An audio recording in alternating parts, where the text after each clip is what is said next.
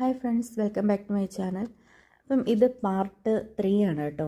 ഞാൻ ഇതിനു മുമ്പ് ഇട്ടിട്ടുണ്ടായിരുന്നു റോസ നഴ്സറിയിൽ നിന്നും വാങ്ങിക്കുമ്പം എങ്ങനെയാണ് നടുന്നതെന്നും, പിന്നെ രണ്ടാമതും ഇട്ടിട്ടുണ്ടായിരുന്നു കേട്ടോ. ഇത് നമുക്ക് ഇനി ഇത് ഇലയൊക്കെ വന്ന് തുടങ്ങി, സ്റ്റാർട്ടിംഗ് ആയിട്ടുണ്ട്. ഇനി നമുക്കിതിലേക്ക് ഈ വളം ആഡ് ചെയ്ത് കൊടുക്കാം.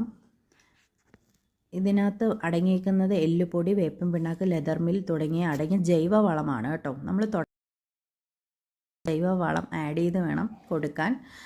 അപ്പം എല്ലാം കൂടി മിക്സ് ചെയ്ത് കൊടുത്തു കഴിഞ്ഞാൽ ആ ഒരു വളർച്ചയെ നഷ്ടപ്പെടും. അതുകൊണ്ട് ഞാനിപ്പം ഇത് ഈ ഒരു അറ്റത്താണ് കേട്ടോ ചെയ്ത് കൊടുക്കുന്നത്.